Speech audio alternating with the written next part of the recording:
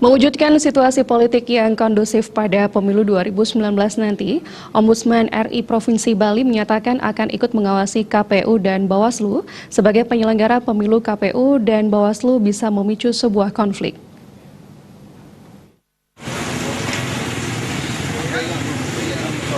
Dalam evaluasi akhir tahunnya, Ombudsman RI Provinsi Bali menyatakan kesiapannya mewujudkan situasi politik yang kondusif di Provinsi Bali. Ombudsman bersinergi dengan komponen lembaga lainnya seperti TNI dan Polri dalam rangka memberikan rasa aman bagi masyarakat Bali. Mengawasi kinerja KPU dan Bawaslu penting bagi Ombudsman RI Provinsi Bali karena sebagai penyelenggara pemilu bisa saja menjadi pemicu kerawanan di masyarakat karena kesalahan prosedur, kekurangan alat kelengkapan pemilu, dan lainnya.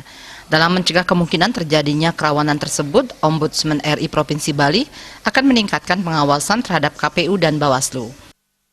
Seperti yang tahun lalu juga, kita akan bekerjasama dengan KPU, dengan pihak kepolisian, dengan pihak tentara ya, untuk ikut serta membangun satu situasi polisi yang kondusif.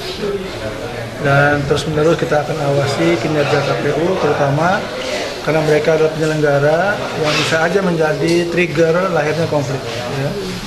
Dengan adanya prosedur yang keliru, ya, dengan tidak tersedianya peralatan-peralatan kampanye dan sebagainya, itu bisa menjadi trigger lahirnya konflik.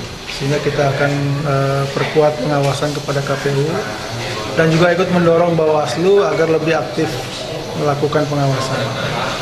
Karena Bawaslu juga menjadi elemen penting lahirnya situasi politik yang kondusif. Sebagai lembaga pengawas pelayanan publik, Ombudsman juga melayani pengaduan akan masalah pemilu dari masyarakat. Namun, karena domainnya di Bawaslu, laporan kecurangan pemilu yang masuk ke Ombudsman nihil. Kedepan, jika ada aduan serupa, tentu pihaknya akan bekerja sama dengan Bawaslu untuk menanganinya. Riase, Bali TV.